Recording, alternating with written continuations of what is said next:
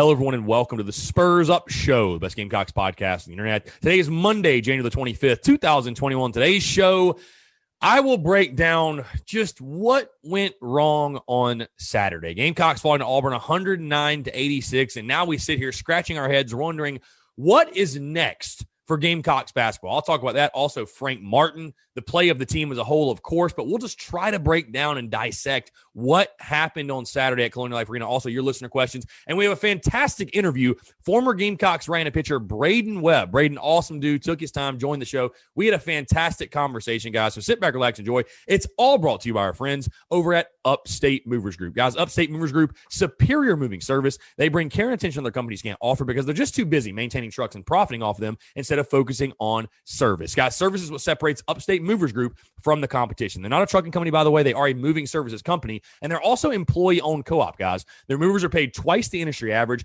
and everyone on the crew is just investing in the success of the project as you are. They have dedicated professional crew members, and they also offer black glove service, guys. They offer end-to-end packing services, custom crating and packaging of special items, and cleaning services as well. They're founded by Greenville natives and University of South Carolina alumni, guys, so a Gamecock-owned small business. They also offer 20 years of project management moving experience, and they can offer logistics and solutions that traditional moving companies simply do not have the skills for. Whether you're in the upstate or across the state of South Carolina, guys, be sure to check out our friends over at Upstate Movers Group. You can find them on social media at Upstate Movers Group, and of course, their website, upstatemoversgroup.com. That is upstatemoversgroup.com. The show's also brought to you by our friends over at MyBookie, guys. It's that time of year, right? Playoff football is happening as I speak. It's the time of year when divisions are decided, champions are crowned, and legends are born. It's time for the NFL playoffs, guys. You've watched and waited all year long as your team rose to the top or fell to the bottom, but now it's your turn to win big. And guys, you've heard the name just about everywhere, MyBookie, right? They're the industry's leading online sports booking casino.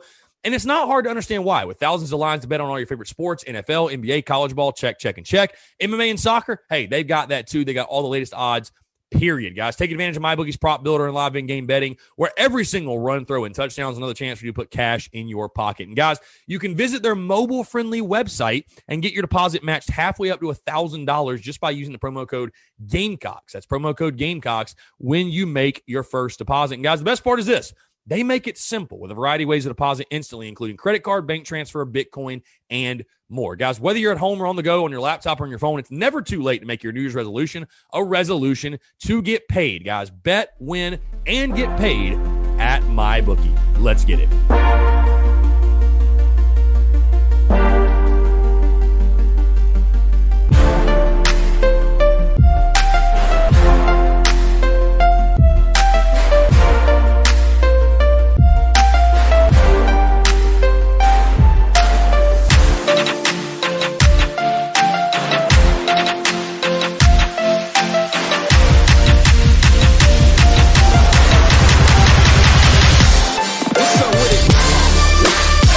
15 minutes could save you 15% or more. Is that Shakespeare? Nope, it's Geico. Yeah, that's Shakespeare from one of his unpublished works. Oh, it be not for awakening. Nay, giveth thou the berries. For 15 minutes could save you 15% or more. No, it's from Geico, because they help save people money. Well, I hate to break it to you, but Geico got it from Shakespeare. Geico. 15 minutes could save you 15% or more.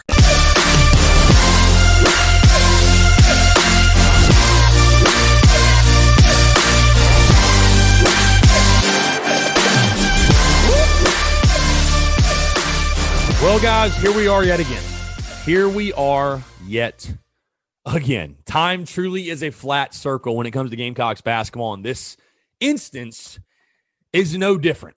I feel like this is deja vu. I feel like we were just doing this show when I talked about the LSU loss, but yet we didn't know how much worse it could get until on Saturday. Guys, appreciate y'all tuning in. Happy Monday. Hope y'all doing well. Hope y'all had a fantastic weekend, by the way. Hope you enjoyed the great weather. I know I was out and about in Columbia, and I think on Saturday it was like 60 degrees. Perfect weather to get out and about. Went to some breweries, went out a little bit, whatever. Had a good time. Hung out with some pretty dope people. But again, we sit here on a Monday because, of course, what happened over the weekend and what has Gamecock fans scratching their head is the 23-point loss to the Auburn Tigers. And, of course, guys, it could have been way worse. I mean, the game was at 30 for a lot of the points. But, again, guys, thank you so much for tuning in. We're going to break it all down again. Thanks so much for tuning in here on a Monday, whether you're in the office, you're on the commute, you're off today, whatever you might be doing. thank you for taking time out of your to tune in, guys. Just to let you guys know off the jump, normal daily stream, live stream all week this week, Monday through Friday, noon to 1 on the Daily Crow, and the podcast rolls on as normal just to give you guys an update. But let's go ahead and dive into it. Let's go and let's address the elephant in the room, if you will, and that is Auburn 109, South Carolina 86. Where do you really begin here? You know what I mean? Where do you begin? Because my initial reaction is this, guys. I have a fear that we are approaching the apathy level for Gamecock basketball. And just before I came on to record, I got a great comment on YouTube that I want to read. Okay? And I don't know who this guy is or this person is, whatever, but it's a random comment. And it comes from Boog In Lady. So maybe it's a lady. I apologize. Whatever. Whoever it is. Boog In Lady. There's no picture or anything. This is the comment, and this is where I want to start. It says, how is Martin any different than Muschamp? There is no real difference. It's just we don't care as much as we do about football, so we tolerate mediocrity longer. Now, whether you agree with that statement, whether you disagree with that statement, I think there's a lot of merit in that statement. In the sense that, again, I like Frank Martin, and I'm not coming to you today on this show, January the 25th, 2021, here on a Monday. I'm not coming to you saying, fire Frank Martin. That is not the words that are coming out of my mouth. I'm not saying that right now. But again, I think Boog and Lady makes a great point. Because I think Gamecock basketball is at a bit of a crossroads. And again, I know people are going to come into this show on a Monday saying COVID. And I totally get it. I've acknowledged it all season long. And I hate to say it's even an excuse because it's been a real issue that this team has dealt with, right? Like it really has. 5 games in 50 days, all that good stuff. But as I said in my post-game video, if we're just going to make an excuse for the basketball team every time they lose because of COVID, what is the point in playing the rest of the season? Like, genuinely, I genuinely ask you that question. What is the point in playing the rest of the season? Because basically, you're playing the season with a built-in excuse to lose. Really. There are no expectations. There are no expectations to win. And if there are no expectations to win, then what is the point? You know, they keep score for a reason. Winning is important. The score is important. Winning matters. And I understand South Carolina has dealt with COVID issues. I totally get that. But you look at the game on Saturday, 109-86. You gave up over 100 points for the first time, I think, since the mid-90s. And you're a Frank Martin coach team that supposedly prides itself on defense. You let Auburn shoot 52% from the floor and 52% from three-point range. They also went 15 of 16 from free throw line, just to rub it in. And some of the things that we saw, again, this team, it's crazy, guys, how much I feel like this is like football all over again. The things that I'm saying, I feel like I'm repeating myself from football season in the sense of, hey, this team has talent. I think there are good players on this team. We're starting to question the coaching. You know, the defense is horrific. Why is the defense horrific? You know, like Gamecock basketball is pushing Gamecock football for the worst defense in the 2020-2021 calendar year amongst all the sports. I don't know why. And again, I know some of you, again, get your panties in a wad because, you know, even to hear the word coaching or, again, I said this after LSU and I'll say it again, or after Mizzou and I'll say it again. I don't know why fans are so sensitive over Frank Martin. Because, listen, I like Frank. And as of right now, I am not leading the fire Frank Martin charge. Because I'll be honest. I'll be totally honest with you guys. You guys tune in because of my honesty. I just simply don't want to be that guy. I did it with Muschamp, the whole fire parade, and I don't really want to be that guy again. Now, granted, again, you see South Carolina lose 3 or 4 more in a row, and you never know what might happen. But I don't really want to bring that energy to the office every day. You know what I mean? Like, I don't. But, again, like Boogin Lady said, makes a great point. I think apathy has started to set in. And if South Carolina basketball had real expectations of putting a decent product on the floor, of making the tournament once every 3 years, 4 years, If Frank Martin was at a school that actually had expectations for basketball, he wouldn't be employed anymore, guys. He wouldn't. Flat out wouldn't. And again, that is not me saying, oh, the solution's to fire Frank Martin. Because again, this season with COVID, I totally get it. I totally understand that. But again, if after every single loss and every single game for that matter, we're going to sit here and say, oh, well, COVID, they've only played this many games in this many days. They were missing this guy and that guy. Like, then why are we even playing? Like, what is the point? What's the point? Bottom line, what's the point? The goal's to win. Hey, guess what? You might think the season is a wash. Heck, I might even think the season's a wash. But you know what? Frank Martin is still getting his paycheck. He's still getting paid millions of dollars to coach this basketball team and to put a product on the floor. And it's not happening, guys. Like, and I don't know really what the solution is. And again, I said this again after the Mizzou game.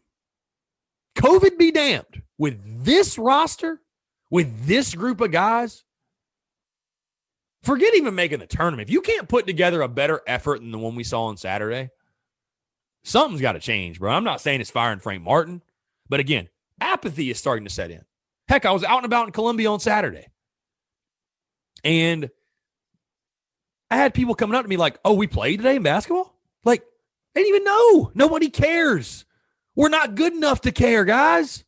We're not. We're not good enough for people to invest their time and emotion into watching the Gamecocks. They're not. We're not. And again, the longer we sit there and don't make a move, because, hey, guys, again, you guys know I'm not like a diehard basketball guy by any means, but I'll be damned if I got to cover it, and I love watching it. Excuse me, guys. If I got to cover it and I'm sitting there watching it, like, I want the product to be good. Personally, I want the product to be good, as I know you all do as well. Dawn Staley has shown Gamecock fans like basketball. But you know what they love? They like basketball. They love a winner. Gamecock fans love a winner. And I know I've seen some people say, oh, it's we need people to show up and pack the house, and even when we're not good, that's our biggest problem is fans are fair weather. No, bro. Fans are not fair weather. Fans just need a product. This is a business, bro. They need a product. It doesn't make you a great fan to support a team that goes, I don't know, let's equate it to football. It doesn't make you a great fan to support a team that goes 0-11 year after year after year, or 0-12, and not demand better and just say, you know what, I'm a fan, I'm going to show up either way. No, it makes you stupid. That's what it does. And it makes your program not progress and evolve. We'll take it off the field of sports, just yourself as a human being. It's great to be supportive and to cheer yourself on and to be positive. It's fantastic. But to never demand more of yourself, demand you don't get better, demand you don't evolve, that is bad. That is bad. And that's how, conflict creates progress. Conflict creates progress, guys. And we're at the point right now for Gamecock basketball of conflict. We are. We are at that point. Bottom line, whether you guys like it or not, we're at the point of conflict. What do we do? And again, I know this year's a quote-unquote wash. I know this year is whatever because of COVID and all that. I totally get it. I totally get it. But, bro, it's year 9, dude. It's year 9. And we're getting blasted on our home floor. We're getting blasted. Bro, that was probably the most pathetic display of that game on Saturday was equivalent to the 48-3 loss to A&M. It really was in football. It really was. Hapless, uninspired, embarrassing from the start. Start to finish. It was embarrassing. Because I'll tell you guys, it doesn't take talent to hustle. It doesn't take talent to play hard. It don't take talent to be smart. It really doesn't. And again, I'm not questioning these guys' effort and whatever, but man, it sure did come off a lot of times like a lot of wide open shots that Auburn had gotten, a lot of 50-50 balls that Auburn just took with ease. I kind of question how badly we wanted to be out there. I kind of question our attitude. I kind of question our mental toughness a little bit. I mean, I don't understand it, guys. I really don't. And again, I know it's tough because of the COVID thing. I get it. But bro, somebody has to be held responsible. And why on God's green earth do fans have such a problem with holding Frank Martin accountable? Why? I'm not sitting here saying fire Frank Martin, but he's the damn head coach. That's his product on the floor. Why are you why are you like the worst thing on earth? Why are you a demon if you say that? Why? I don't get it. I just genuinely don't get it. And please, for the love of God, don't come to me with, oh, look what he's done. It was so much worse. That like, it's like I said after Mizzou, guys. I think a lot of our fans, they just don't think we deserve to be decent, even freaking decent in basketball. Like, I think a lot of y'all, dude. I think a lot, and I'm not trying to label everybody, but a lot of people, that the overall tone that I see is that fans are just like, as long as we're good enough to be entertaining, that's really all we expect. Well, it could be worse. Think of Darren Horn. No, guys, Darren Horn got fired because he didn't do a job. What are the expectations for Gamecock basketball? What are they? Again, is Frank Martin going to get fired? Is anything going to happen after this year? Probably not. I would put very good money on it that nothing will happen. But how many more just literally how many more years, guys? How many more years can we live vicariously through 2017? How many more years can we do it before it's like, okay, now it's time for a change? How many more years? How many more y'all want to give him? 3, 4, 5? If y'all think he shouldn't be fired, let's just give him a lifetime contract. You can retire whenever. Don't matter how many games you win. Is there any pressure to win at South Carolina?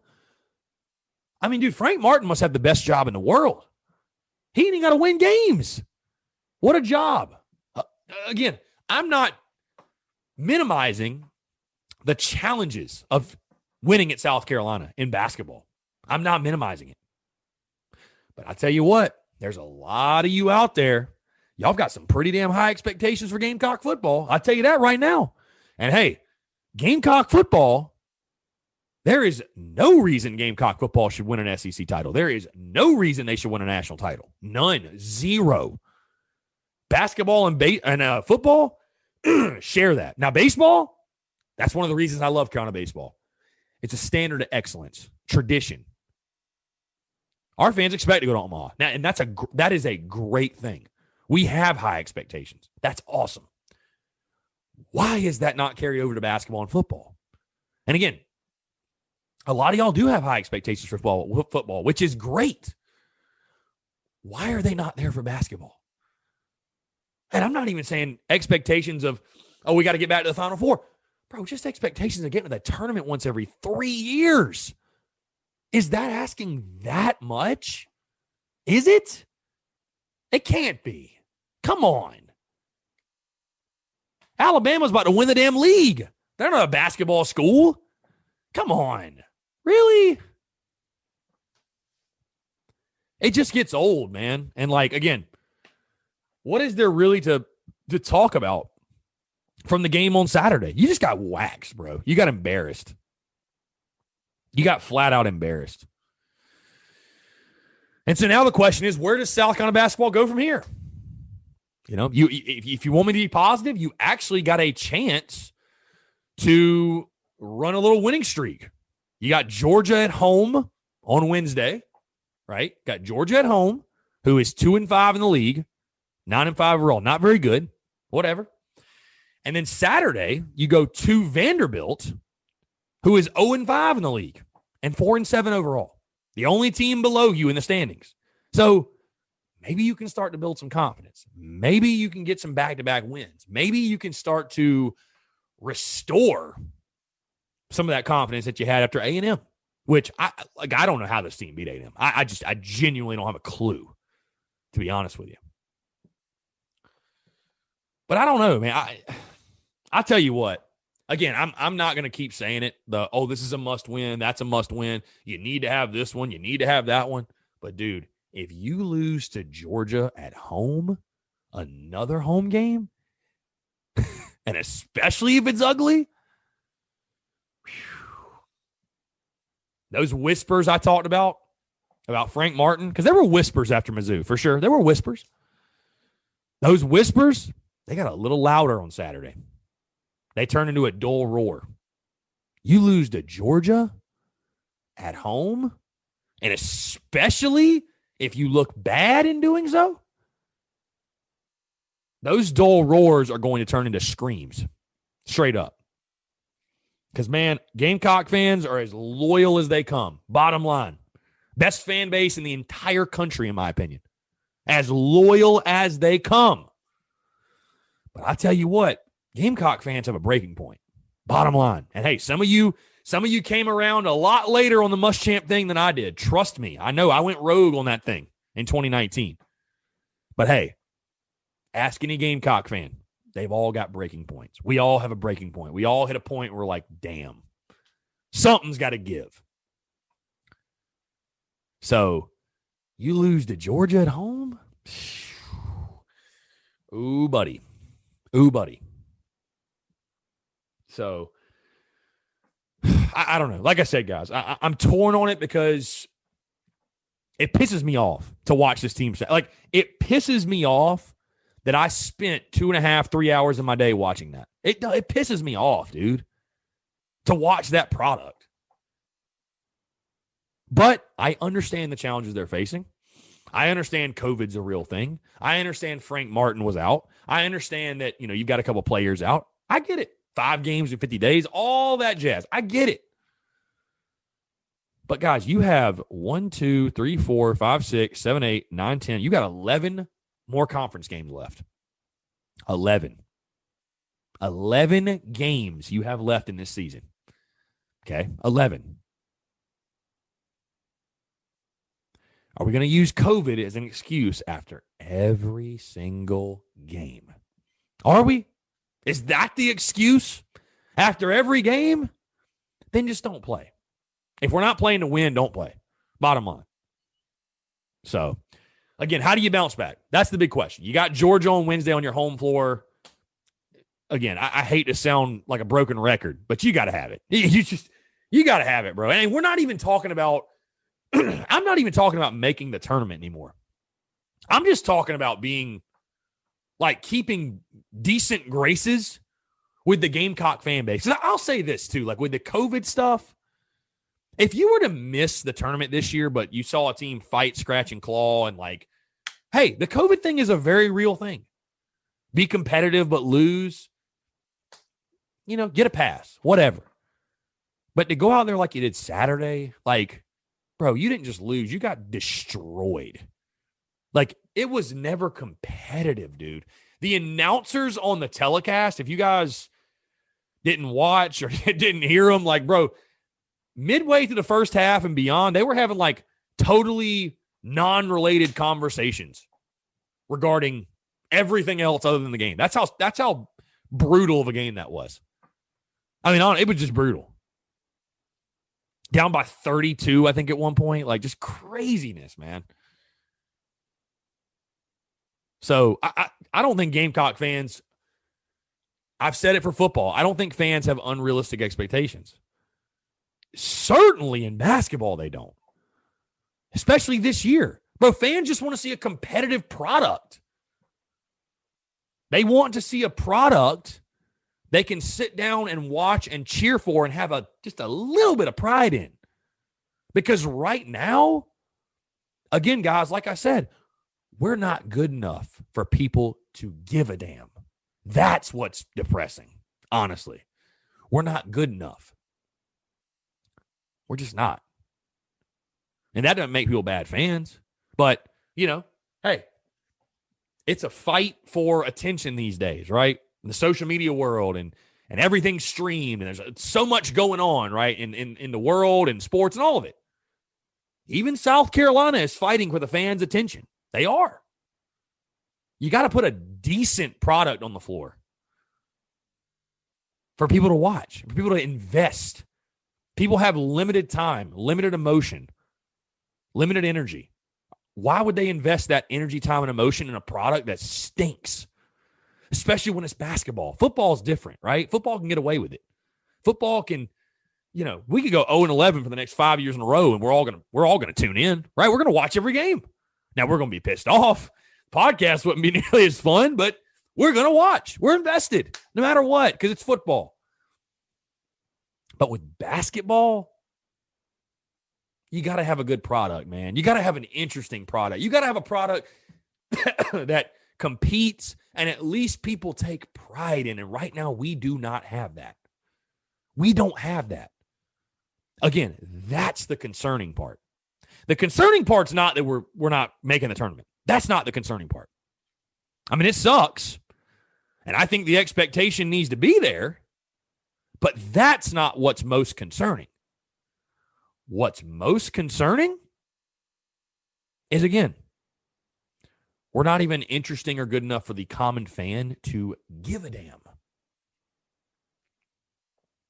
Apathy is setting in, guys. Apathy is setting in. Bottom line. And it's painful to watch.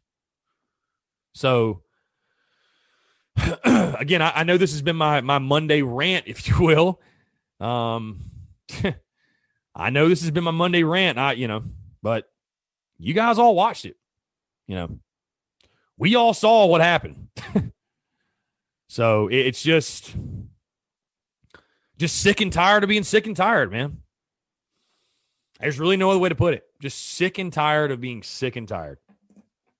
We'll see what happens. You got to bounce back. Game against Georgia on Wednesday. You got to bounce back. Obviously, we'll break that game down on Wednesday in its entirety, guys. Let's go ahead and move into the listener questions. Kind of a brief show today, just talking basketball. We do have the great interview, but let's go ahead and move into your listener questions, and we'll get to the interview. Riley Greer.26 says, Frank, ... Yeah. USC fan 1023. It's time, Chris. Frank's got to go after this season. I don't know, man. 11 more games. Let's let it play out. 11 more games. Okay. Let's let it play out. That's all I'll say.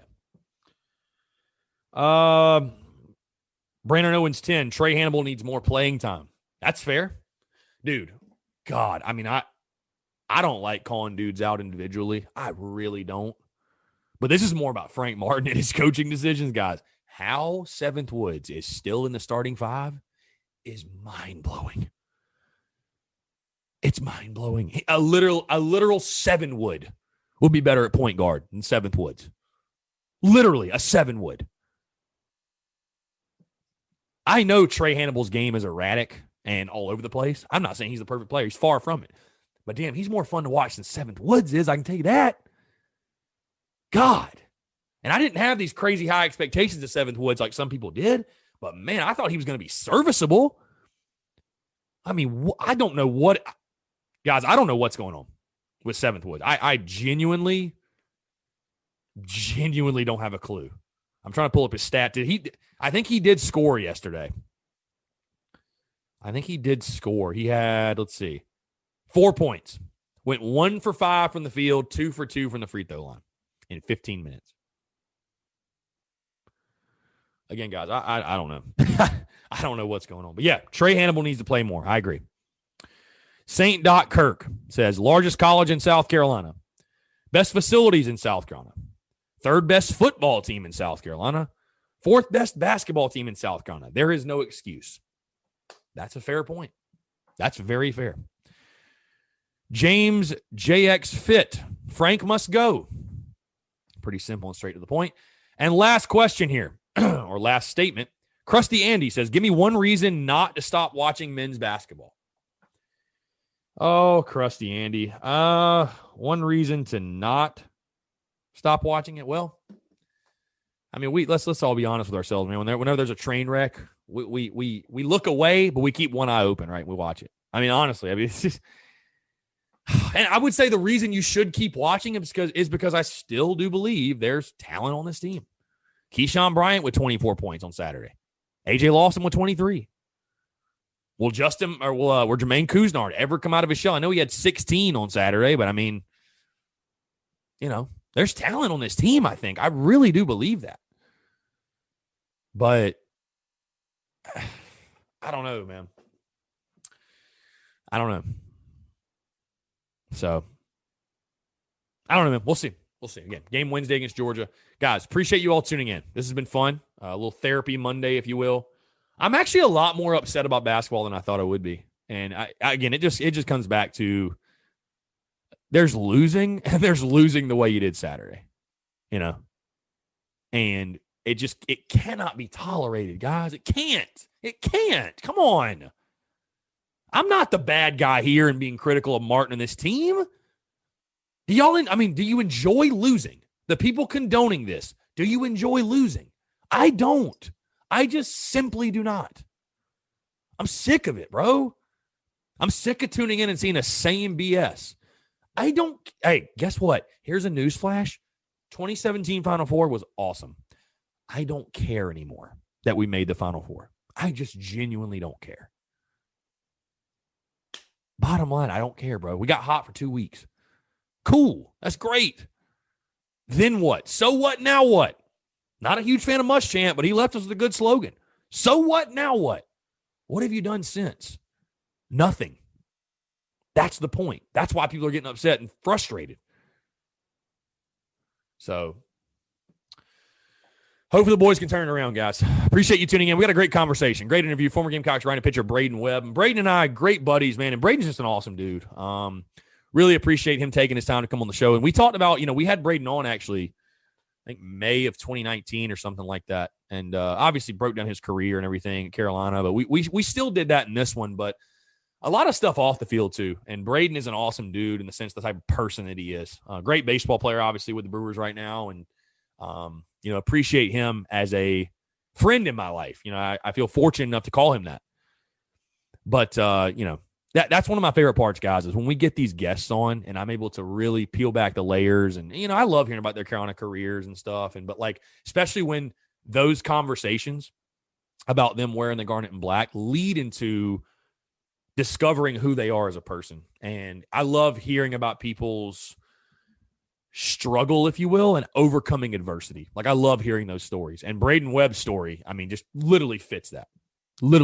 So, yeah, guys, thank you for tuning in. Happy Monday. Appreciate you guys. Appreciate the love, support, man. I appreciate everybody that rocks with me, dude. You guys are the best. Seriously. All we got is all we need. And I really do appreciate you guys, seriously, from the bottom of my heart. It's genuine. It means the world. So, again, appreciate it, guys. Happy Monday. Enjoy this interview with former Gamecocks right pitcher Braden Webb.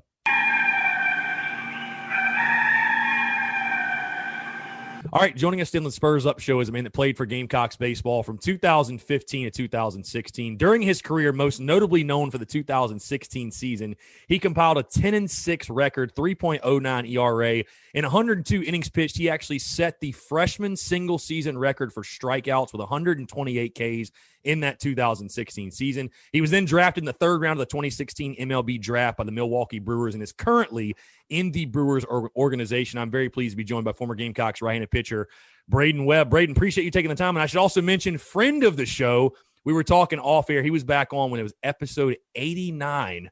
And now it's literally this will be the one that drops, episode 366. So it's been a while, man. You were due for a return visit. And obviously I think people can probably see you've got the throwback logo in the background. Very nice touch, man. I appreciate that. How you been, man? It's good to chat with you once again.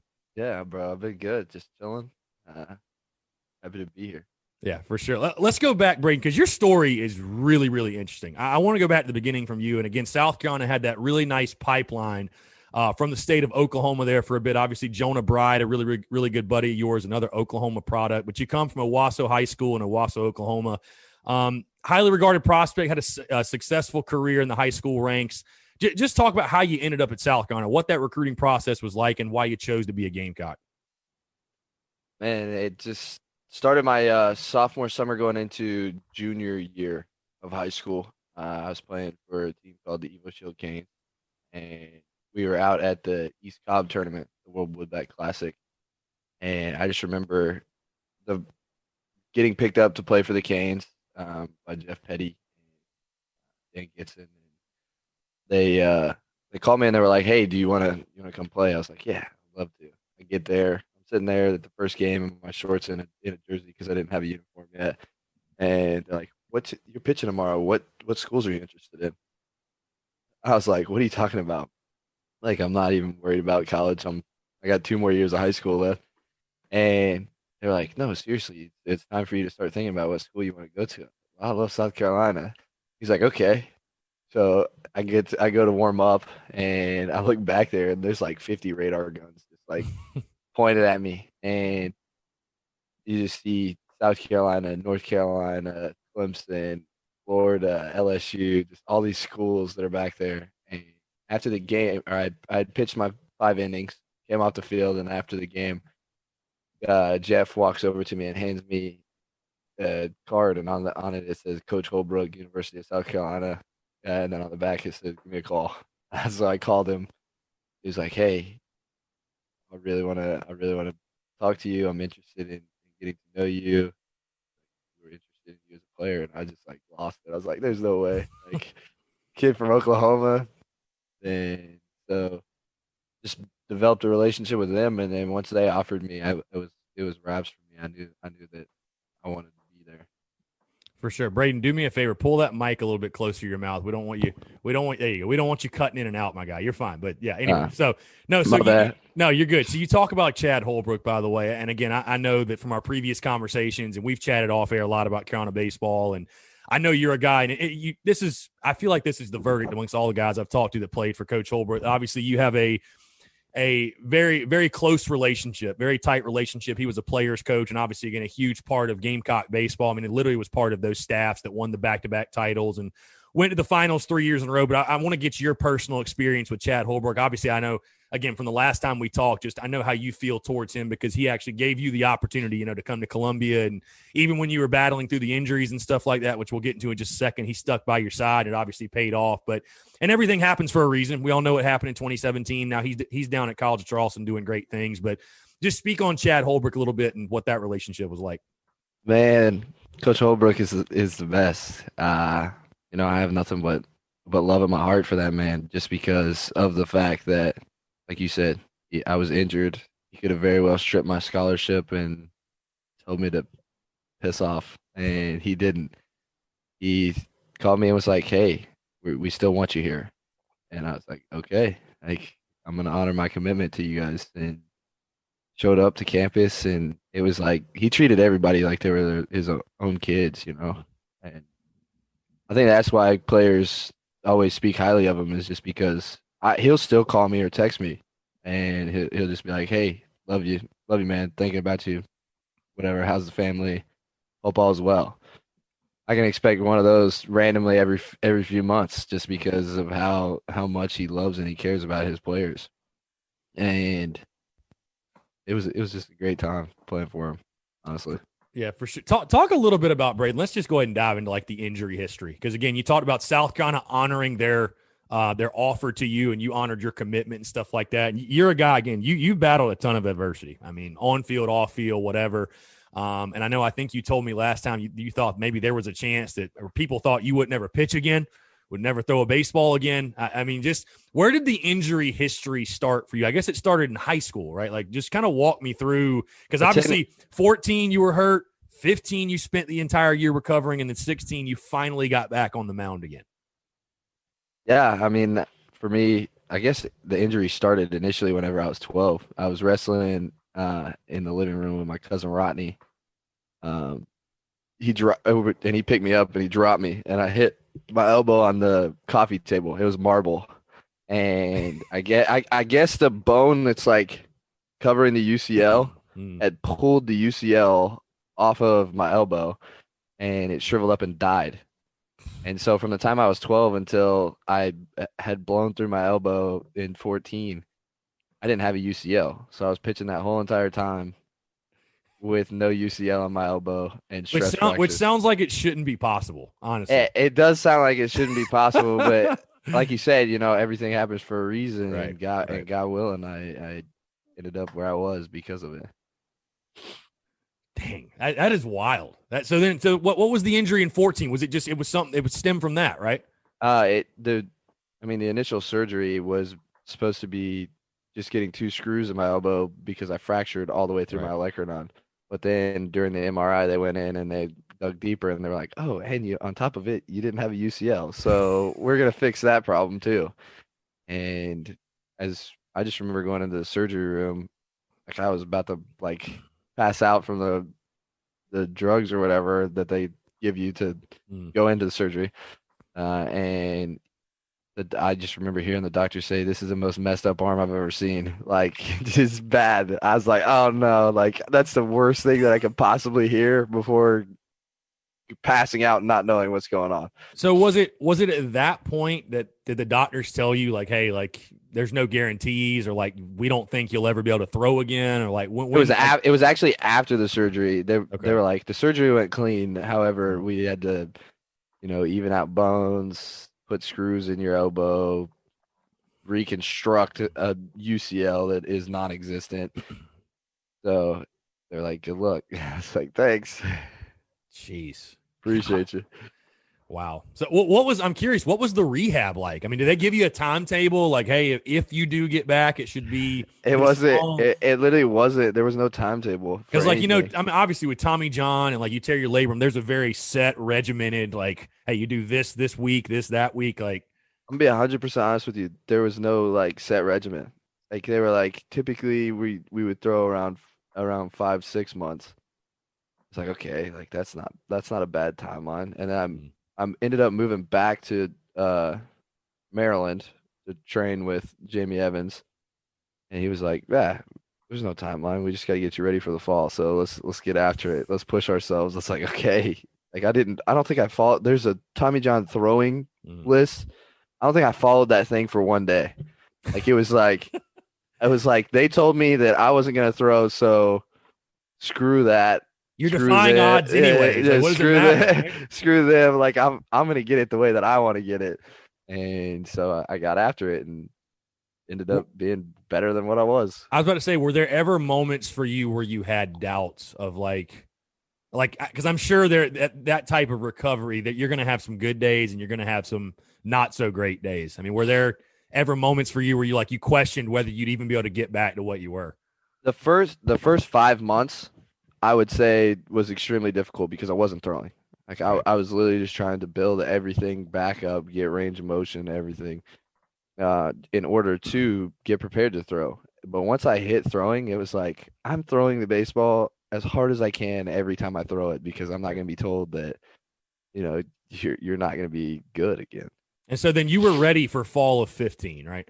Yes. I want to go back, by the way, that spring of 15 though, because I mean, were you on campus all season, or were you in Maryland just training? Like, were you? I literally deferred for the entire year, so Okay. I didn't redshirt. That's why I was draft eligible as a true freshman. Right. But I deferred for a year so that I could come in and be fully healthy Gotcha. for the 16 season.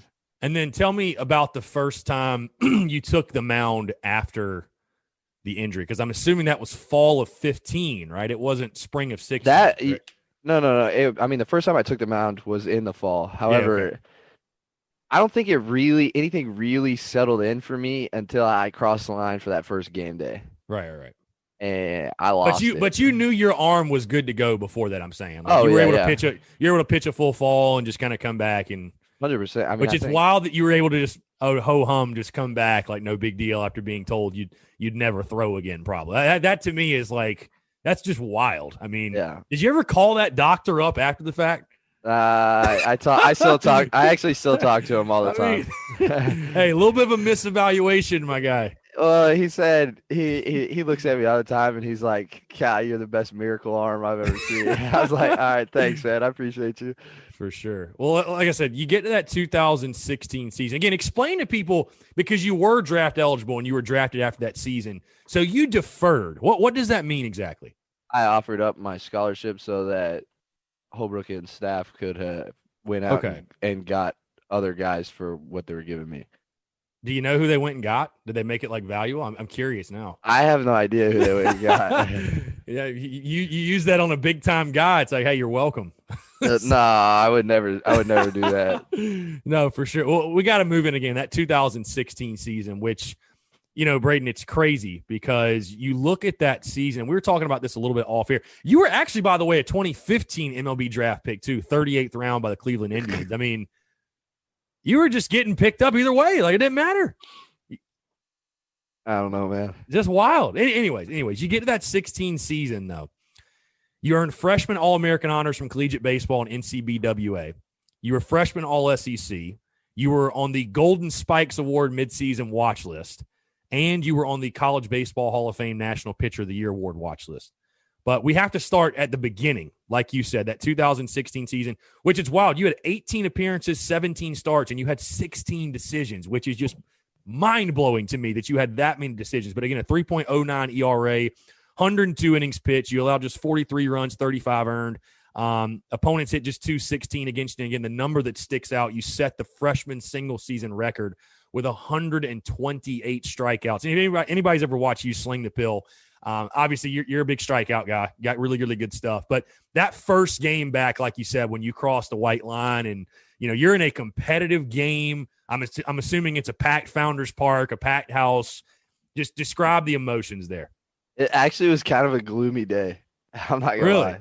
It was gloomy until like the 4th or 5th inning. And that was right as I was going out of the game. I was like, but as soon as like you heard Big Spur crow, and they were playing Sandstorm, it was just like, oh my God, like I'm about to actually cross the line and play for the University of South Carolina, and I'm gonna do it fully healthy after being told, hey, there's not a chance that there's a chance you might not ever play again.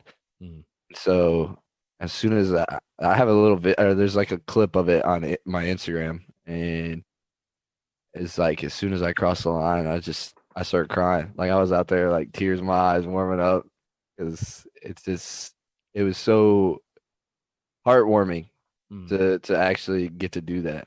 And it was against Albany, if I recall correctly, right? Was that the game? Yes. Yeah, because you got the win. I'm just pulling up the stats right now. Yeah, you went 5 innings, 1 hit, 2 earned runs, 3 walks, 5 strikeouts. But overall, you got the W. You got the W in that first game out. I don't think I started striking people out regularly until after I got my butt kicked by Clemson, which is not something I'm ever happy about, because I play with Weston Wilson. He's in my organization. Right. And great human. Absolutely love Wes. But I give him crap about stuff all the time. Like one time he got socks in the clubhouse that had Clemson Tigers on them, and I took them and threw them in the trash. He was so mad at me. But I didn't start striking. I didn't feel like I was really myself until after that Clemson series. Yeah. What just motivated you, I guess, right, to kick it into gear? Yeah. Yeah. For sure. 100%. Did you start the Clemson game? Was it in Greenville, or did you start the one at their place? When I tell you that I thought like Founders Park was loud for the first few weekends. Right. That Greenville thing, I went to field a bunt, and I felt like this sea of just orange and purple just like erupted on me, and I was like, that's the loudest place that I've ever played in, I think. And for what it's worth, I mean, yeah, you threw 4 1/3, 4 runs, 2 earned though. Yeah. But yeah, I mean, yeah, Clayton Schmidt threw a gem that day, and we couldn't get anything. So no. Yeah. I'm curious to get your take, by the way. You obviously were on the team with a lot of great Gamecock arms. I mean, most notably, I just talked to Tyler Johnson a couple days ago, and Clark Schmidt was on that team, and I know Will Crow was too, but he was hurt. But just talk about the competition. I mean, that had to make you better too. I mean, because to earn a spot in that rotation, like you had to be on. I mean, bottom line. I mean, that was, to be. I mean, I would say that every year too. Like to be a weekend starter for the University of South Carolina. You got to be one of the best for sure. I mean, I'll tell you the story that I told you the other night when we were talking about this. The first day that we had like team practice or team weights, I'm just sitting in there waiting on the workout, and Clark comes up to me. He's like, "Oh, what did they tell you you're gonna do? Like, what's your job?" I was like, "I don't know. Like, I'm here to compete to be a pitcher for the team." He's like, "Yeah, like I got Friday locked up." So, and I forget who he said had Saturday. He looked at me. He goes, "Maybe you'll be on Sunday, or like maybe you'll come out of the bullpen for us." I was just like, I don't know if this dude is trying to like get in my head right now, or if he's just like being serious. Because I just looked at him and I was like, okay, like sweet, I guess. But I didn't let him know that deep down inside I was ready to fight him. Like I was like, that there's no chance that you're gonna sit here and tell me where I'm gonna pitch, man. And it was just like he's one of Clark. I mean, Clark's one of the best teammates that I've ever had, and he knows how to motivate people. He knows how to, be a good leader. And I really didn't realize it until recently how truly blessed I was to go up and compete against somebody like that every single day. Because if I didn't have people like that to push me, especially in my younger age, like I've always been stubborn and hard headed about literally everything that I do. It's either my way or the highway, and just learning from somebody who had been there before and done that in Clark was incredible, because the guy, like I said, he knows how to push people's buttons and get them going, and he did that to me all season. So it was like, I feel like that's why we were so great as Friday and Saturday is just because we had each other to drive each other. For sure. Now, I know you talked a lot about the the Clemson memory is one that sticks out from the 16 season. I think, was it Arkansas was your first SEC win ever? Is that right? Oh, yeah. Yeah, they came into our place and they were ranked ahead of us. Yeah, 6 1/3, 3 hits, 2 runs, 1 earned. I just really wanted to get your take on what's like a positive memory from that 16 season from SEC play for you, because like you said, that's really when you cut it on, was in SEC play. Yeah, I think I want to say like out of the 128 strikeouts, like 90 something came from SEC play. Right. I don't think I had very many before going into it. No, I would say that's really where I really turned it on. Arkansas was great, but then I think we followed up with Ole Miss right after that. Yeah, it was Ole Miss at their place. I remember I was in the bullpen, and my allergies had been killing me. I'm in the bullpen, and I literally yacked. Not out of like nervousness or anything. Like I literally couldn't breathe out of my nose. I'm sitting there trying to throw, and it just out of nowhere, it just hit me. And I go over in the corner, and I start yakking. And I did it to where the people that had like the beer garden right could not see me. It's the last thing you would want. That was the last thing that I wanted. And I'm sitting there, Coach Meyer's like, "Yo, are you okay? Like, are you good?" I was like, "Yeah, like I'm fine. Relax. Like, leave me alone. Like, I promise you, I'm gonna be okay. I'm gonna go pitch. We're gonna win this game. Don't worry." First inning comes around. I gave up 2 runs. He comes out there, talks to me. I think I punched out, like, or I think after he came out and talked to me, it was like he said something. I don't even remember exactly what he said, but he said something that just like stuck with me. And from that moment on, it was like, I'm taking SEC play by the balls, bro. Like I'm about to become the man. But that's just the confidence that one conversation with him had in the top of the first inning at Ole Miss. Yeah, I was going to say, you had a great game too, dude. Probably, I guess maybe this would have been one of your better ones, is the game at Vandy. And that's always a big matchup. And I'm looking right now, dude. I did not even realize at the time we were South Carolina was 24-4 overall, 7-1 in the league. And they were ranked 3rd. Y'all were ranked 2nd. And all you do is go out there and throw 8 innings of 2-hit shutout ball with 11 Ks. I know that one had to feel pretty good. I mean, we all see what Vandy's doing, right? I mean, it's big arm after big arm after big bat after big bat, and you just shoved it up there. You know what? So Yeah, I mean, I think another thing about Clark was the night before he had a rough first inning, and then ended up pitching 8 innings after that, just absolutely carving. He came over to me after that game, looked at me and said, he just looks at me in my face and he goes, "You got next," or something like that. And I was just like, okay. Like, he's like, just basically that was his way of saying, like, don't let what happened to me tonight happen to you tomorrow. Right. And so I slept in way later than I normally do, because I just was so like I was so ready for that game, just so excited. Like I don't know what had gotten over me about that game, but I think it was just because Clark came over to me and said something. But I was sitting there after we had left the hotel. This is like 3 or 4. I'm sitting there on the bus. I got my headphones on, sunglasses on. Like I said, it's dark outside. Like I'm okay. So story about me. So on days that I would pitch, I literally would put on a hoodie, sunglasses, and I would just sit in my locker and listen to music. That was it. And then while everybody else would go out, me and Will or me and Adam, we would sit in there and we would play cornhole against each other while everybody else is out there on the field. Just funny stuff. But anyway, so no, going into the Vandy game, I was so ready. And after I had taken my fall on the mound, because there's another embarrassing thing. You had that on Twitter pinned for a while, right? Yeah. My foot got caught in the turf, and I gave it the old boom boom. But after that, it was like, let's go. Like, I just want to dice these guys up.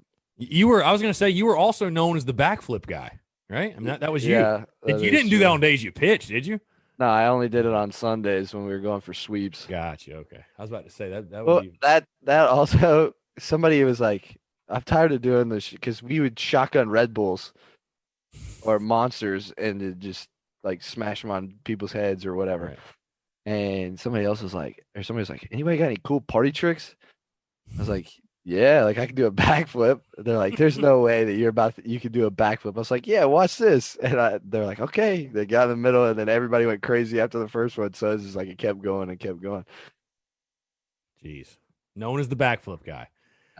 I want to jump to a funny story, Braden. And again, we were talking a little bit off air, and I'll give you the floor and let you roll with it. But game at Kentucky, you set I talked about at the beginning of the show. You hold the strikeout record, single season strikeout record for a freshman with 128 Ks, which is a lot. That's a lot of strikeouts.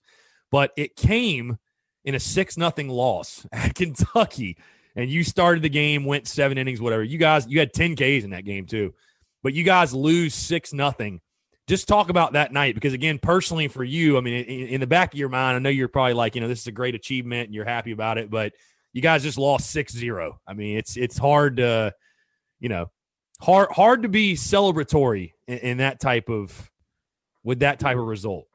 Yeah. I mean, after the game, like I didn't even know that I had actually broken the record. Right.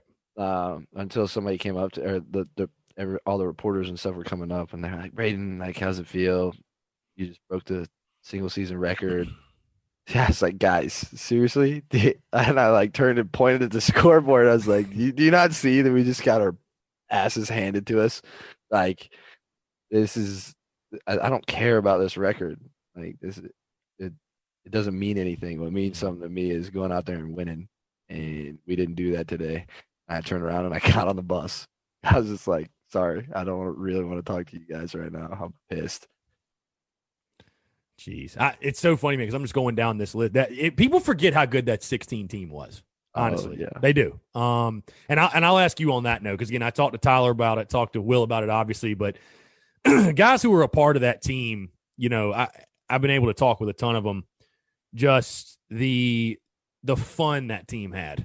And I think it was you that said it probably originally. That's the most fun year of baseball you've ever had. I know Destino's a guy that said that to me a lot. I mean, just talk. What was so special about that group of dudes, you think? I think it was just everybody was there for everybody. It wasn't like any one person wished any ill on anybody else, and they weren't. It wasn't like anybody was super mad that they weren't playing or they weren't starting or anything like that. It was we're just going out there and we are picking the next guy up the entire season. Mhm. I feel like that's why that team was so close. It was something special to be a part of, that's for sure. Yeah, I wish I could have been with them for the next year too. But, yeah. I was going to say I want to move into again the postseason. You guys get in the super regionals, and it's so funny because I'm looking again at the schedule. In typical Gamecock baseball fashion, you guys went 2-Q in the SEC tournament. I don't know what we just don't. I don't think South Carolina likes the SEC tournament. We really don't. I don't know. Even the teams that won the back-to-back, they didn't. I think it was 2-Q basically for them too. I don't know what it is about Hoover, but we're not fans. no. But that regional was really interesting because. And you guys, you think about it, you guys had lost 2 games in a row. So, I mean, not really a bad losing streak or anything, but you lose that Friday game to Rhode Island, 5-4.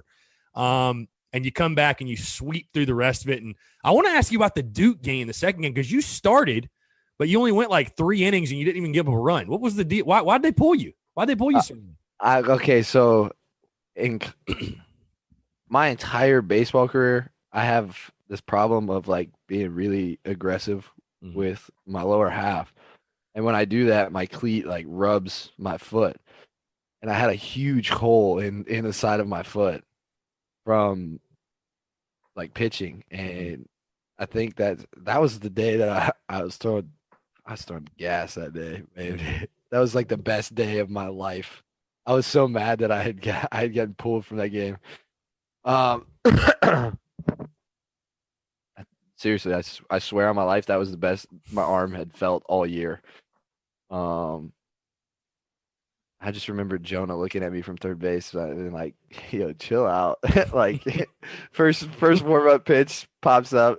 I think I did it twice because my first warm up pitch that day read 97 on the gun on the old gun, and it was like the gun that you never knew was right or. Like if it was above 95, it was more true. But if it was like below it, you never knew if it was actually like 95 or whatever. And I think my first warm up pitch was 97 on that. And Jonah was like, "Dude, chill out! Like you're about to have to pitch an entire game." And then midway through that game or midway through that third inning, I had sliced my foot open, and I was literally like bleeding through my socks and everything. And so they came out there and they're like, "Are you all right?" I was like, "Yeah." So I threw one more pitch and it just went sailing. And they're like, "Nah, you're done." They're like, "We might need you to come in later on." Right. Well, I mean, you guys get through that regional, which I think was impressive. And it's funny, I was talking to Tyler about this. You guys got your revenge on Rhode Island when you beat them 23-2. Yeah. Yeah. Just took it out on them. I mean, I think that was the game Jonah got ejected. Really? Yeah. Okay, because he accidentally bumped the catcher. And wow. I just remember, dude, I'm talking about another good experience. I just remember I was sitting there with Clark we were in the visitors dugout. Right, yeah. Jonah comes around, accidentally hits the catcher. The catcher gets up, it's like looking over Jonah. Chris Cullen's standing there, like, "I hope you do, bro." Like he's looking down, at this catcher because you know how big he is. Yeah. He's like, "I hope you do," and everybody from their dugout starts coming out.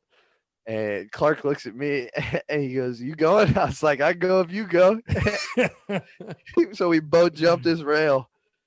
And Coach Myers sees me and Clark going. He comes up out of the dugout. He's like, "No." I give him a spin move and I kept going towards home plate. Clark gave him we did it like a little double spin. And I don't know. I might have put some D-backs in a blender on that one. But we're standing there at home plate with these guys like just ready to go. It was the best. Jeez. Well, I want to ask you especially, man, that postseason. You go to the Super Regionals, which is big no matter what, and it's in Columbia. But I know that had to be really big for you personally because you took on Oklahoma State, which, again, you're an Oklahoma guy. And you're literally taking on the Oklahoma State Cowboys. You start that first game. And, again, I know it didn't go the way the series at least did not go the way you guys wanted it to. Oklahoma State was a really, really good team that year. But I mean, you threw well, no question. 7 2/3, 6 hits, 2 runs, 1 earned, 5 Ks. Just talk to me about it again. I have to imagine you had a little extra juice in that one. I mean, you're literally starting against your, I don't want to say hometown team, but like the state you're from. You're going up against these guys. Yeah, no, I mean, it was a crazy feeling just because, like you said, they're from my home state. And for me, it was kind of like I had a little chip on my shoulder going up against them just because I actually worked with their pitching coach my entire life. I'll still work with him to this day. Rob Walton, he guy's a wizard, knows his stuff. So that and the recruiting coordinator for them at the time, his name was Marty Lease or something like that. He was recruiting me in high school, and he couldn't even say my name right. Kept calling me Brandon. And Rob would look at him and be like, "Yo, his name is Braden. Like, what are you doing?" And I was like, I just kept my mouth shut and said, the ultimate disrespect. The ultimate. Yeah. But then he was like, "Oh, we need a commitment out of you today," because they knew that I was going to South Carolina literally the next day to visit. And I was like, "Nah, that's not gonna happen." So they pulled that was the only school that I had that pulled their scholarship offer from me. But it was literally like they offered it to me, and it was like, wow. It wasn't even comparable to the one that South Carolina offered me. So I was just like, I mean, I would have stayed close to home. However, Coach couldn't say my name right. Yeah. So you would have went to Okie State. Depending on circumstances. Right. If South Carolina didn't offer me what they offered me, then maybe. What was Reed on that team, on that Oklahoma State team? Reed Morgan? I think he wasn't on that team yet? I don't think so. No, because he's like 2 years younger than me? Yeah. Yeah. Because he was at Carolina in 19. So we would have been in college together, had I went there. But I was just curious. I know that's where he started, so I was just curious if that was the year he was there or not. Yeah. But no, like I said, I know that had to be a crazy feeling for you, man. Again, I mean, going up against Oklahoma State again. You guys, it didn't go the way you wanted. That close to getting to Omaha, but again, I know you talked about it a little bit earlier. But you look back on that season. I mean, I'm sure it's the positive memories for you have got to stand out. I mean, obviously that, you got basically one opportunity in SEC baseball, and I mean, with that group of dudes and the successes you guys had, and again, you won the SEC East, which. Again, I was talking to Tyler about that. It's not something to just be glossed over. Like when you win the SEC East, you've had a damn good year. I mean, it's the best conference in college baseball. You're beating out Florida, Vandy, Georgia. I mean, we all know the usual suspects. But, I mean, you guys had a hell of a year. That's the only way to put it. You guys had a hell of a year that year. Yeah. I mean, it was fun. That's all I got to say about it. No, for sure. I had some friends who actually were on the Mississippi State team that ended up winning the entire SEC, and it was because we didn't play our day game against Florida that got rained out. Yeah, so it was a half game. You guys lost it by. Yeah, it was. It pissed me off because they literally all talk. How can they? How I don't even understand how that could be allowed. Like, how can you not make up that game? That's insane. Especially to determine a champion. Yeah, that's wild. It's crazy. But it got better for you, Braden. You got drafted 3rd round of the 2016 MLB draft by Milwaukee. Again, after overcoming all the adversity and the injury, and like I said, going back to being told you probably would never throw again, to having the season you had, and then getting that call. Talk about that day when you got that call. I'm curious, were you – because I know a lot of times the draft and the super regionals overlap, or the regionals overlap, or whatever. Like, where were you at? What were you doing? Like, were you pitching on the field for Carolina? Were you in the dugout, or were you at home? Or like, what was that day like? We were at practice, and they were like, "Hey, everybody who potentially is getting drafted today, bring your phones down and hand them to Billy." And I gave mine to Billy, and I'm sitting there going through PFPs, and then out of nowhere, you just see Billy sprinting out to me. He's like, "Your phone, it's going off. It's going off." I was like, "Okay, Billy, I'm right here. I got it." Like, answered it, and they were like, "Hey, we're gonna take you with our next pick." I was like, "The Brewers? I haven't even talked to you guys. Why are you picking me?" It's like, but I mean, I loved it. Like it was an incredible feeling, just being out there with all the dudes and getting to celebrate that moment with them. Yeah, I'm sure it just had to be a great moment again for you personally, just overcoming all the adversity. I mean, that you dealt with the injury and all that. Oh yeah, injuries suck, man. Yeah, for sure. And then so you've had a lot of success at the minor league level as well. And I know again you're on that journey right now. You're in the midst of that minor league grind, which it's truly a grind. People don't appreciate, but it truly is a grind. Just talk about overall so far your experiences in minor league baseball. I know again you've battled some injuries there as well, and there's a major adjustment to make, man. From, as you know very well, from like even SEC ball to the minors. I mean, it's still a big adjustment. You're going through a 162 game schedule, and granted, you're not having to play every day like those position players, but still, it's a grind. There's no other way to put it. It's a grind.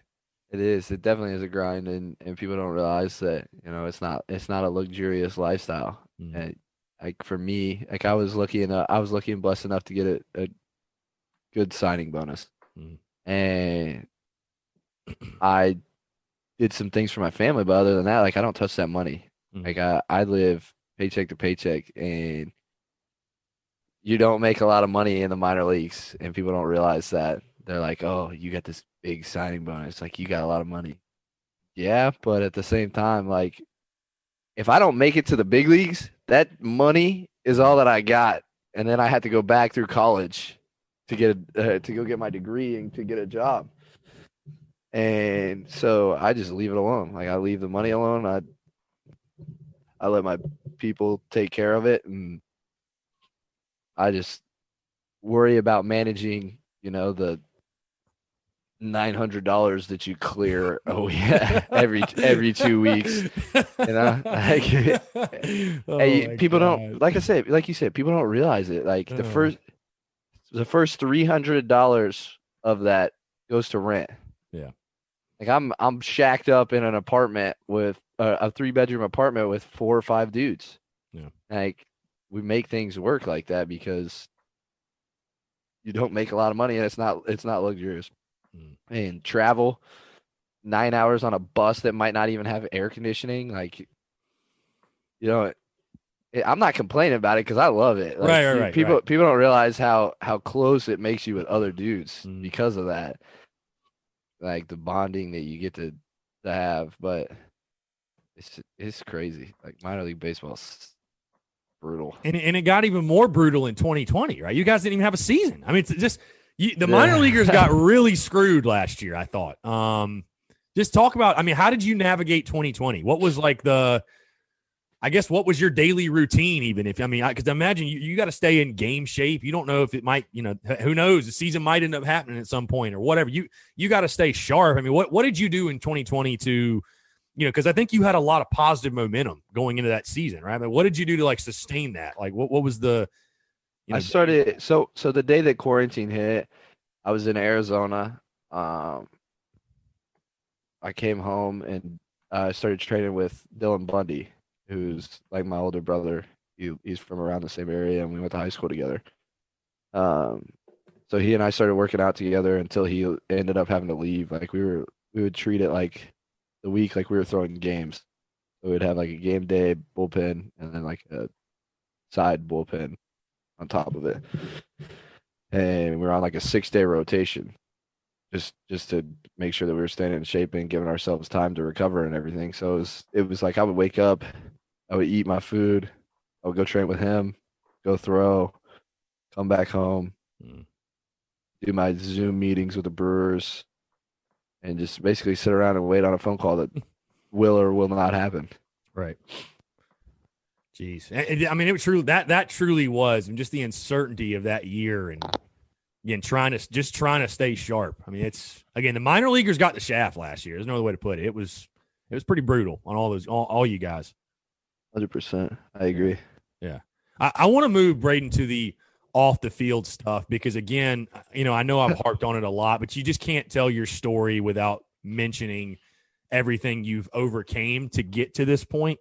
But I want to shift gears a little bit in a different direction. Just talk about, you're a man of faith, and we've had conversations again off air about different things regarding life, and of course baseball, but life, and a little bit more deeply, kind of like what motivates you and what inspires you, and just the type of dude you are and stuff like that, and just kind of talk about that, because I'm sure that's something that's had to or has been something that has kept you positive, kept you moving through all the adversity and through everything that's come your way. And I know you're a guy that believes everything happens for a reason, which I think is the right perspective to have. And I think you have a lot of great perspective on things as well. But just talk about how that's assisted in your journey. Again, like I said, you're a man of faith, and I know that's a big thing for you. So I'll give you the floor to kind of talk about, kind of what inspires you and what's kind of led you to this point, I guess. Yeah, I mean, basically the biggest one obviously is my relationship with God, and it's not perfect. It'll never be perfect, and people don't realize that. It's like they see, professional athletes who claim that they're Christians, who go out and party and have a good time all the time, and like there's nothing wrong with going and doing those things, all in moderation. You know what I mean? Like, right. I can go out and have a good time with my friends and not even take a sip of alcohol or do anything. Like that's just, I mean, it's not an excuse. And for me, faith has always kept me grounded, and has always kept me moving, because I personally, like I said, I've been stubborn in the past. I've done things that I probably shouldn't have done just because I wanted to do them. And faith always kind of, it's like, for me, you go out off the path a little bit, and then it just it like reels you back in. Fishing pole, reel it in, work, like TikTok. Right. Nah, but like I said, like faith for me just has always kept me driven. And people ask me all the time, like, what drives you outside of faith or your relationship with God? And for me, it's to be the best version of myself that I can possibly be. Like, I had to figure out that I'm not in competition with anybody else. I'm in competition with the person who looks back at me in the mirror every morning. And once I figure that out, it's just like I hit the ground running. Like, I stopped caring about what other people had going on in their lives. I started worrying more about what I'm doing, who I am. Like, my worst thing that I got going on for me right now is I'm addicted to Dr. Pepper, and I can't stop. Like, I was a guy though that I dipped all the time. I drank all the time. Like, there's just extracurricular activities that I was doing that I weren't constructive. And they were bringing me down. And I talk about leaving things in the past and negative energy and stuff. Like, that was my negative energy. Like, I was doing all those things, and it was hindering blessings for me. And so I gave that up. I started a diet. Like, I started focusing on me and what I've got going on, is staying in my own lane. And once I started doing that, it was like everything else became more freeing. Yeah, and I was just gonna say, I think that's part of your journey, man. It's like we all learn that your thoughts become your reality. Your thoughts become your actions, become your reality, and manifestation. I was big into that too. And I mean, it sounds so simple, but it takes a lot of self-discipline, and it's very difficult for sure. Yeah, but that's like, you want to talk about manifestation. Like, you could sit here and tell me that you want to be the biggest sports show ever, right? Or that you are going to be the biggest sports show ever. But if you're not putting forth action into those words, then they're just words, and they don't mean anything to me. For sure. Agree 100%. Like, I'm not gonna. I don't want to be that person that my actions don't speak just as loud as my words, if not louder. Like, I'm trying to be about that action. Yeah, and I think that's definitely. Again, we could go off on a whole different tangent about this, but I definitely think that's something. Like, you're right. Like, that's, for some people, that is the missing piece. Like, you can read as many books as you, and it's even about like starting in anything, businesses, relationships, sports. Like you can read as many books as you want, watch as many videos, and you can become inspired. Like if you don't take action, nothing will happen. Right. Yeah. I mean, and I think it's interesting though. I think about this a lot. I feel like athletes are really good at like manifestation, if you will, because you think about it. You spend your entire career. That's what you do. You visualize everything. Yeah. You visualize that next pitch. If you're a golfer, you visualize that shot. So, I definitely think I got your text, by the way. I definitely think athletes kind of, you're a basketball player. You visualize that shot going in. Football, same way, everything. So, well, I do a lot of visualization just off the mound. Like I'll stand there and I'll look at an empty home plate and visualize myself throwing a pitch, and then I'll go through the motion, act like I hit that pitch. Right. And I'll repeat that for 5 to 10 minutes. Yeah. 2 to 3 times a week.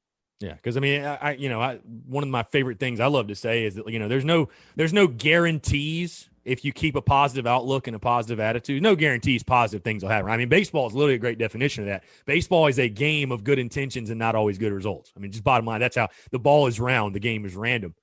But if you have a negative attitude, it's 100% guarantee something bad is probably going to happen. Oh yeah, 100%. You can't beat a bad attitude. So again, not the coach speak has entered the chat.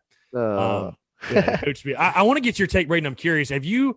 I'm pretty sure you have, but obviously Mark Kingston going in his 4th year this year, kind of baseball. I know we're all really excited, and everybody feels really good about, especially this freshman crop of guys. And I know you were on me a little bit when I said that that I feel like this is one of the deepest pitching staffs Carolina's had in a little bit. I mean, it's deep. I'm just trying to say, like since Kingston's been there, I think for sure you finally feel like South Carolina has the arms to go weekend in, weekend out, and really, really compete. I mean, it's no disrespect to any of the previous guys. Like I think last year's staff was pretty good, but you look at some of these newcomers too. I mean, D1 baseball just ranked them 5th best class coming in.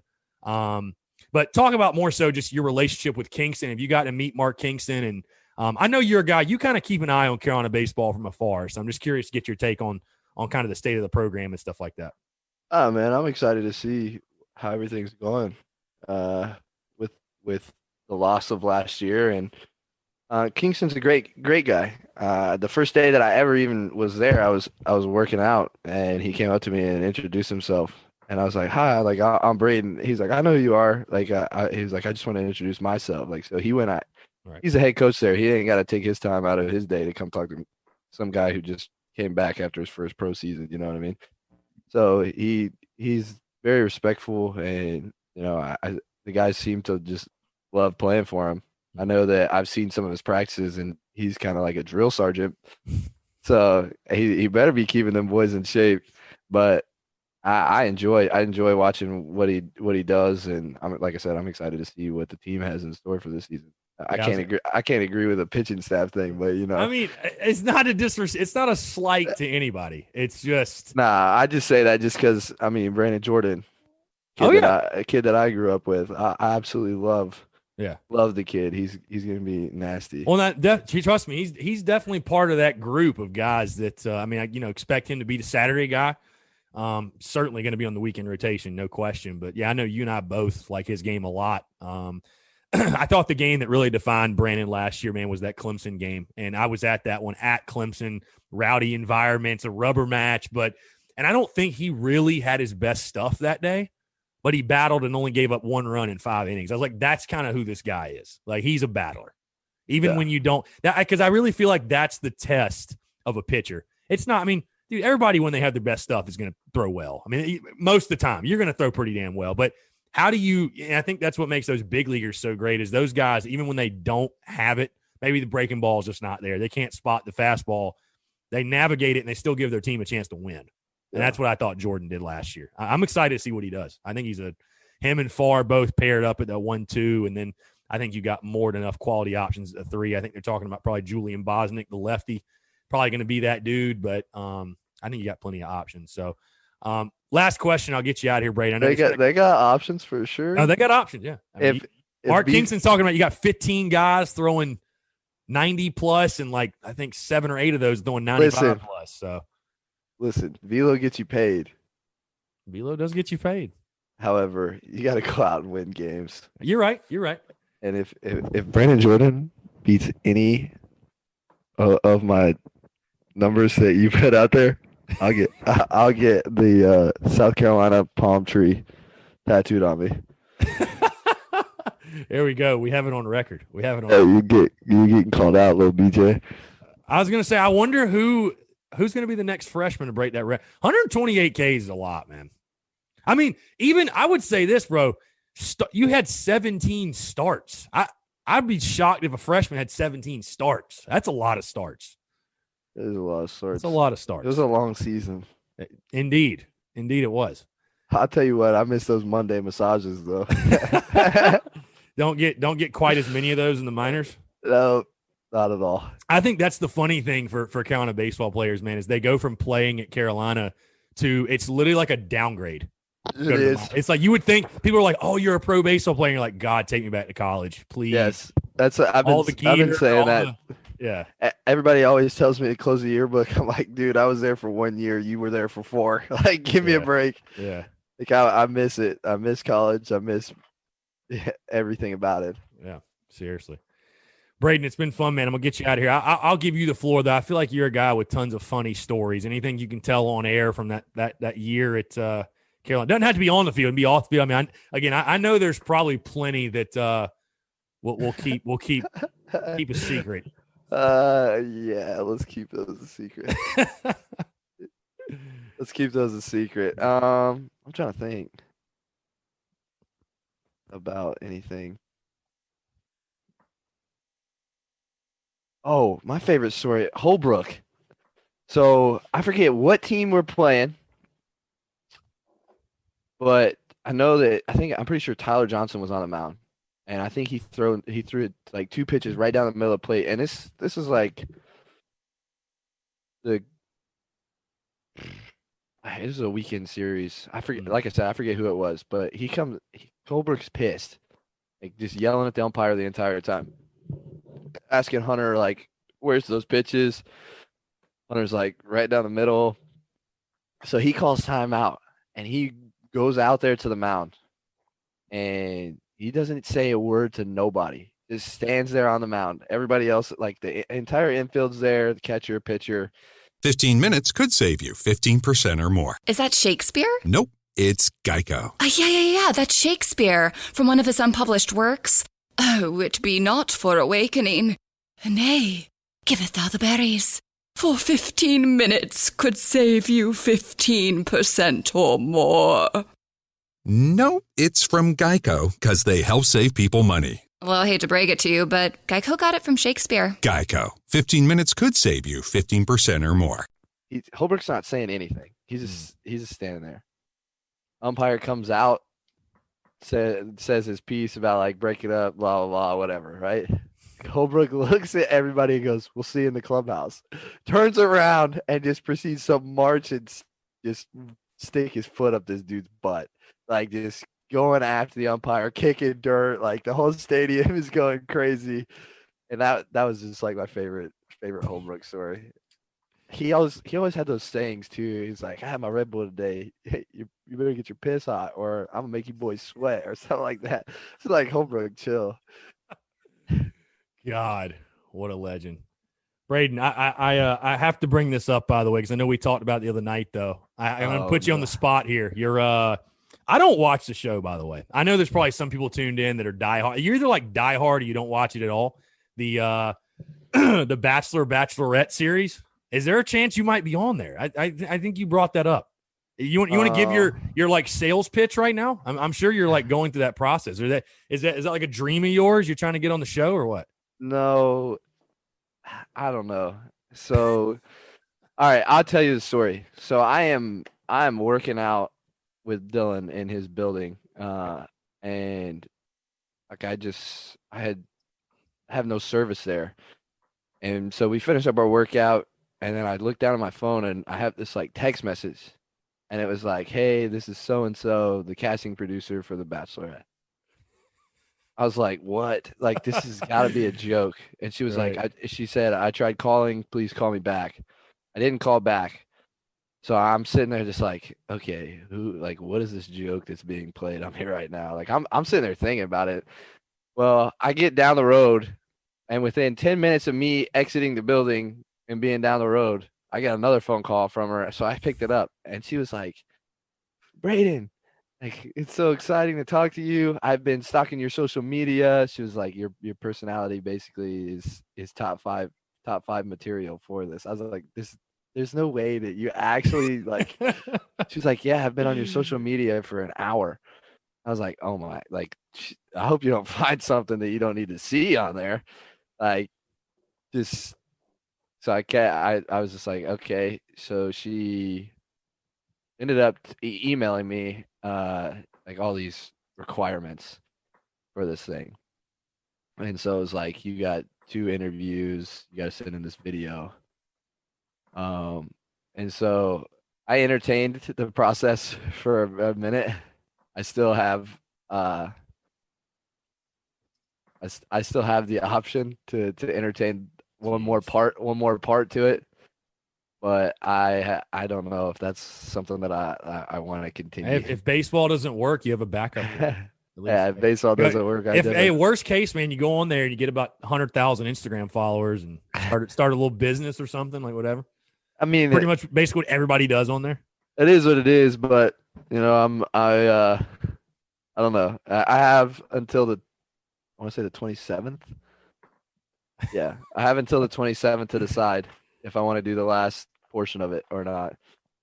And if baseball season, I think that's what they're banking on, is the fact that baseball season might get pushed back, so they really want me to do the show. Because I guess there's never been like a professional baseball player that is like actually gotten to go on the show as a professional baseball player. Is like X. Right. So I don't know. We'll see. I can't give out any secrets. It's something that I've seriously considered it. There's only one reason as to why I would really go on that show, and I can't tell you that reason. Because I know this video is going to get put out there. And fair enough. Yeah. If I give out my secrets, then it takes away all the surprise. But there's only one reason as to why I would ever go on that show, and I don't know. The suspense is going to kill us until we find out. I debated it. See, because if I go on that show, I'm in it to win it, and not fully win it. But if I go on that show, like, I'm trying to make it top 5 at least. Yeah. You know, top 5 before I make my exit, and I already have everything planned out. Like, I'm a thinker, and so the strategy. Yeah, it's you people out here trying to play checkers. I'm out here playing chess. Like, we're making moves ahead of moves. Keep your eyes peeled, folks. You might see Braden Webb on The Bachelorette. Who knows? Potentially wreaking havoc. Who knows? Braden, I think that's a great place to put a pin in it. Pleasure chatting with you, man. Honestly, yeah, thanks. It's been a while. Obviously, again, I know I speak for all Gamecock fans when I say it was a pleasure watching you do what you did on the field, but off the field as well. Type of dudes you are, man. I appreciate you taking the time, and yeah, man, it's a blast. We'll have to do this again soon for sure. Oh yeah, for sure. Thanks for having me, bro. So absolutely. He's Braden Webb. I'm Chris Phillips. We appreciate you guys tuning in, and we'll catch you next time on an episode of the Spurs Up Show.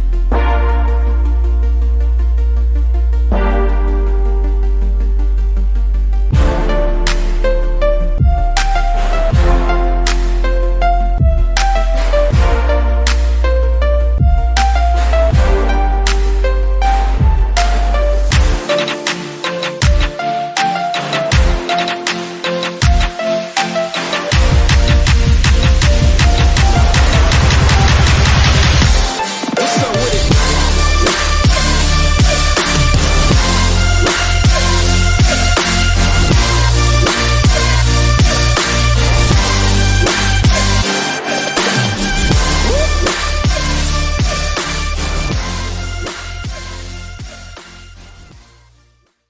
You need support, someone to help you start something new, help you see what's possible. For more than 30 years, busy adult students have trusted Indiana Wesleyan University with their dreams. IWU partners with you wherever you are in your journey to offer you flexible, affordable, career-focused education. You know why you want to earn a degree. IWU knows how to get you there. Learn more about available financial aid and see a complete list of more than 100 online academic programs at iwueducation.com. 15 minutes could save you 15% or more. Is that Shakespeare? Nope, it's Geico. Yeah, that's Shakespeare from one of his unpublished works. Oh, it be not for awakening. Nay, giveth thou the berries. For 15 minutes could save you 15% or more. Nope, it's from Geico, because they help save people money. Well, I hate to break it to you, but Geico got it from Shakespeare. Geico. 15 minutes could save you 15% or more.